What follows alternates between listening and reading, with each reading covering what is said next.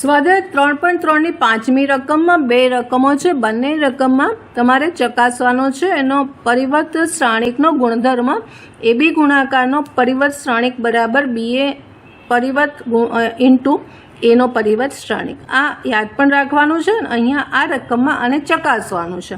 હવે આ જે ચકાસવા માટે સાબિત કરવા માટે આપણને જરૂર શાની પડશે તો એ બી ગુણાકારની પડશે, એ ડેશનું પડશે, બી ડેશ પડશે અને એનો ગુણાકાર પડશે. આટલી વસ્તુની આપણને જરૂર પડશે. એટલે પહેલાં આપણે એને શોધી કાઢીશું. ચાર વસ્તુ શોધી કાઢીશું. એ બી ગુણાકાર શોધીશું, એ ડેશ શોધીશું, બી ડેશ શોધીશું અને B dash into A dash કરીશું અને પછી લેફ્ટ સાઈડને રાઈટ સાઈડ ચેક આપણી થશે. તો આપણે અહીંયા સૌથી પહેલાં એ બી ગુણાકાર શોધવાનો છે. એના માટે એની કક્ષા જોઈ લઈએ. તો એની કક્ષામાં 3 હાર છે, એ 3 અને એક સ્તંભ શ્રેણિક છે. પછી બીમાં છે 3 સ્તંભ છે ને એક હાર છે, એટલે 1 ગુણ્યા 3 છે. એટલે એ બી ગુણાકાર આપણને 3/3 નો મળશે. એટલે એ બી ગુણાકાર આપણે જોઈએ છે. પહેલાં એ છે, પછી બી છે. તો ખબર છે કે પહેલી હાર એટલે 3 હાર છે અને વારાફરતી સ્તંભ સાથે લેવાનું છે. એટલે અહીંયા થશે પહેલી હાર, આનો ઘટક અહીંયા આવશે -1, પછી 2 સાથે આવશે એટલે 2 ગુણાકાર આવશે, પછી 1 સાથે 1 આવશે. એવી રીતે -4 ગુણ્યા -1 એટલે 4 આવશે, -4 ગુણ્યા 2 છે એટલે -8 આવશે અને -4 ગુણ્યા 1 એટલે -4 આવશે. એવી રીતે 3 લઈ લઈશું. 3 ગુણ્યા -1 એટલે -3 આવશે, 3 ગુણ્યા 2 એટલે 6 આવશે અને 3 ગુણ્યા 1 એટલે 3 આવશે. જોશો તમે ગુણાકાર 3×3 મળશે. આ હંમેશા કક્ષા યાદ રાખજો આની, અને એના ગુણાકારની કક્ષા મળશે. આ પહેલું 3 અને પાછળનું લેવાનું, એ 3×3 એ બી ગુણાકાર આવશે. હવે પહેલાં આપણે એ ડેશ પરિવર્ત શ્રેણિકમાં લઈએ છીએ. તો એ ડેશ આપણી પાસે આવશે. અહીંયા જે સ્તંભ છે તે હાર શ્રેણિક થઈ જશે એટલે 1, -4 અને 3 થઈ જશે. જો હવે અહીંયા તમે કક્ષા જોશો તો હાર કેટલી છે? 1 છે. સ્તંભ કેટલા છે? 3 છે. એટલે 1×3 છે. હવે બી ડેશ લઈ લઈએ. તો બી ડેશમાં આ જે હાર છે એ સ્તંભ થઈ જશે એટલે -1, 2 અને 1. તો અહીંયા હાર કેટલી છે? 1, 2 ને 3 હાર છે અને સ્તંભ કેટલા છે? અને 1 છે. જો આ રીતે થશે. હવે આનો ગુણાકાર જોઈએ છે એટલે B dash into A dash જોઈએ છે. એટલે આ બી ડેશને આપણે પહેલાં લખીએ તો -1, 2, 1, 3 હાર 1 સ્તંભ અને ઇન્ટુ છે એ ડેશ છે 1, -4, 3, 1 હાર સ્તંભ 3.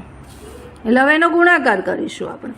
તો એનો ગુણાકાર કરીશું તો આપણને 3 હાર છે એટલે વારાફરતી એને લઈશું. એટલે -1 આવશે અહીંયા, પછી અહીંયા આવશે -1 ગુણ્યા -4 એટલે +4 આવશે,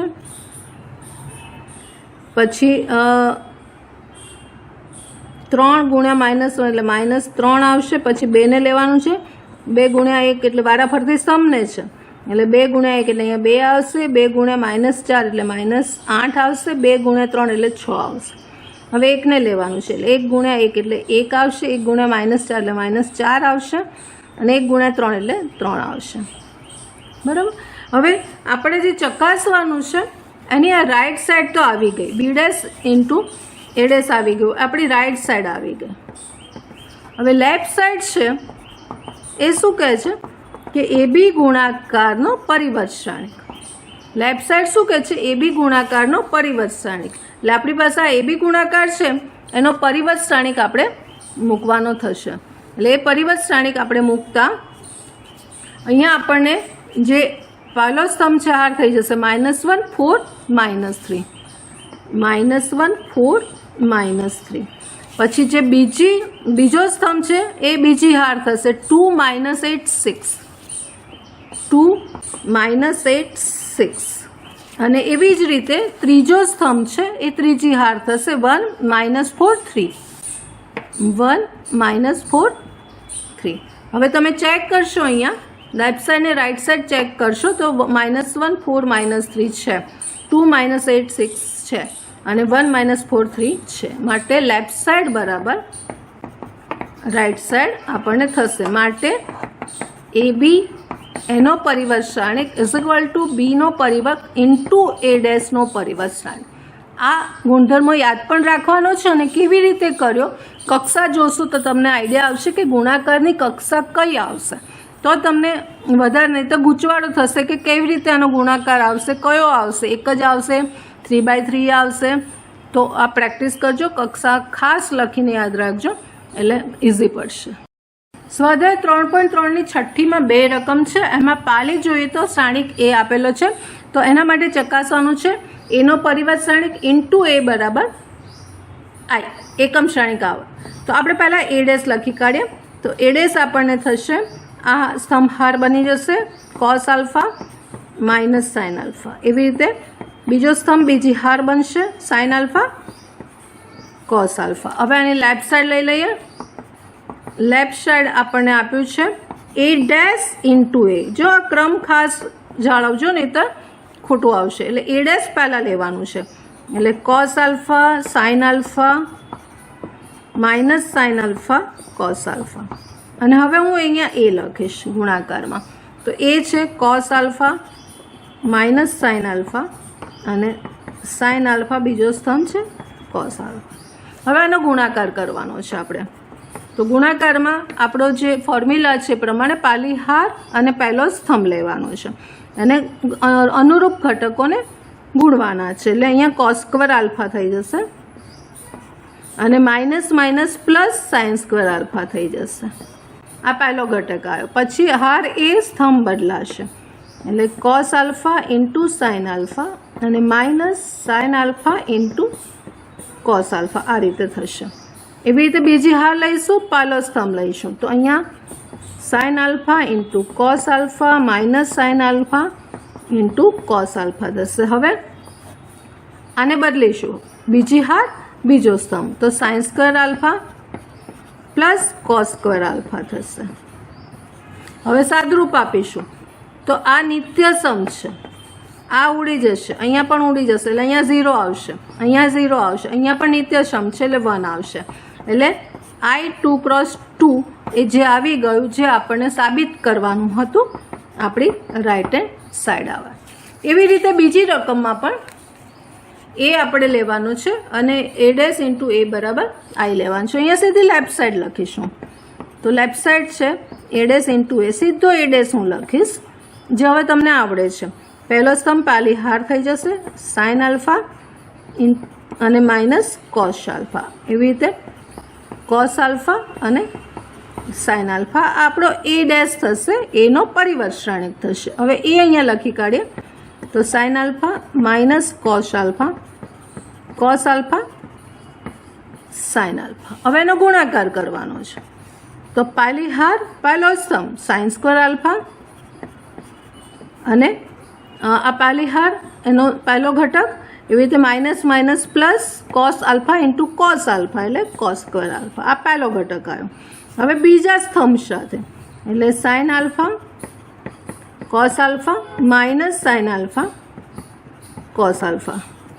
એવી રીતે બીજી હાર પહેલો સ્તંભ તો સાઇન આલ્ફા કોસ આલ્ફા અને minus sine alpha cos alpha. હવે બીજી હાર બીજો સ્તંભ તો કોસ સ્ક્વેર આલ્ફા વત્તા સાઇન સ્ક્વેર. ગુણાકાર કરીએ છીએ આપણે. તો અહીંયા પણ આપણે જોઈશું તો આ નિત્યસમ છે 1, આ ઉડી જશે 0, આ પણ ઉડી જશે 0, આ નિત્યસમ છે 1 ઇઝ ઇક્વલ ટુ I2 × 2 એકમ શ્રેણિક આપણને અહીંયા પણ મળી ગયો જે આપણે રાઈટ સાઈડમાં સાબિત કરવાનું હતું. સ્વાધ્યાય 3.3ની 7મી રકમમાં 2 રકમ છે. એમાં પાલી રકમમાં સાબિત કરો કે શ્રેણિક એ છે એ સમમિત શ્રેણિક છે. હવે સમમિત શ્રેણિક એટલે શું એ તમને ખબર હોવી જોઈએ, એની વ્યાખ્યા ખબર હોવી જોઈએ. જ્યારે એ બરાબર સમમિત શ્રેણિકમાં જ્યારે એ બરાબર એ ડેશ થાય ત્યારે એ સમમિત શ્રેણિક કહેવાય. એટલે કે એ બરાબર એ ડેશ અથવા તો એ ડેશ બરાબર એ અથવા તો એ ડેશ બરાબર એ થાય, આ યાદ રાખવાનું છે. તો શ્રેણિક જે આપેલો છે તે સમમિત શ્રેણિક થાય. તો અહીંયા આપણી પાસે આ એ છે, એને એ ડેશ જોઈ લઈએ તો એ ડેશ બરાબર આપણને મળશે આ જે પહેલો સ્તંભ છે પાલી હાર થશે એટલે 1 -1 5, બીજો સ્તંભ બીજી હાર -1 2 અને 1, અને ત્રીજો સ્તંભ ત્રીજી હાર 5 1 અને 3. હવે તમે ચેક કરશો તો આ એ દેખાય જ છે તમને, જો એ જ છે, માટે સમમિત સ્થાનિક છે. સાબિત કરવાનું છે તો થઈ ગયું. એટલે આ ફોર્મ્યુલા છે એનો વ્યાખ્યા છે કે એ ડેશ શોધવાનો, જો એ ડેશ એ શ્રેણિક જ હોય તો એ સમમિત છે. અને જ્યારે વિસમિતમાં શું થશે, અહીંયા બીજી રકમ છે એમાં કીધું છે કે વિસમિત શ્રેણિક છે તેમ સાબિત કરો. તો વિસમિત શ્રેણિક સાબિત કરવા માટે તમારે એ ડેશ બરાબર -a થવું જોઈએ. આપણને શ્રેણિક એ આપ્યો છે તો વિસમિત શ્રેણિકની વ્યાખ્યા છે કે એ ડેશ શોધવાનો, એટલે જે પણ આપ્યું હોય A B C એનો પરિવર્ત શ્રેણિક શોધવાનો, અને એ પરિવર્ત શ્રેણિક જે ઓરિજિનલ છે એનો વિરોધી મળે તો એ વિસમિત થશે. તો અહીંયા આપણે એ ડેશ પહેલાં શોધી કાઢીએ. તો એ ડેશ એટલે ફરીવાર ખબર છે કે જે સ્તંભ છે એના ઘટકો હારમાં બદલાઈ જશે. એટલે પહેલો સ્તંભ લઈએ છીએ એ પહેલી હાર થઈ જશે 0 -1 1, બીજો સ્તંભ છે એ બીજી હાર થશે 1 0 -1, અને ત્રીજો સ્તંભ છે ત્રીજી હાર થશે -1 0.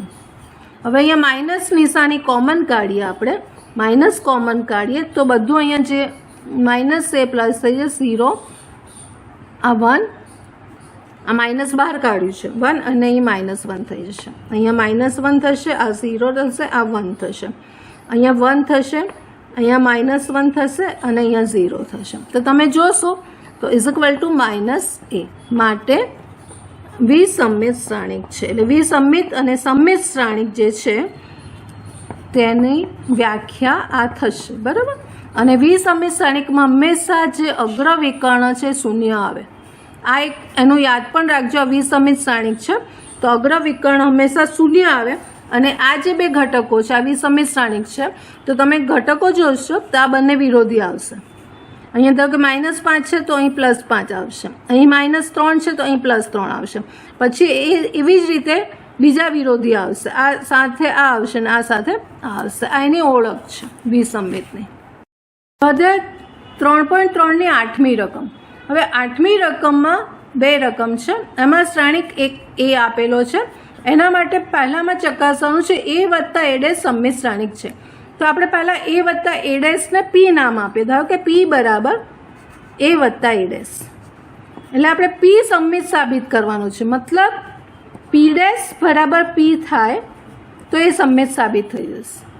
એટલે આપણે પહેલાં p શોધીએ છીએ. એટલે p એટલે a શ્રેણિક 1 6 5 7 વત્તા a' એટલે કે આનો પરિવર્ત શ્રેણિક એટલે 1 6 5 7, હાર અને સ્તંભ બદલાઈ જશે.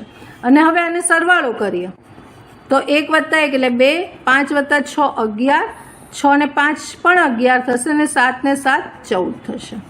આ p આવી ગયો. હવે p' લઈ લઈએ તો p' મને મળશે 2 11 અને 11 14, જે આપણને બતાવે છે p બતાવે છે. માટે p એ આપણે જે p ધાર્યું હતું ને કે ધાર્યું છે કે ધારો કે p બરાબર, તો p એ સમમિત શ્રેણિક થઈ ગયો.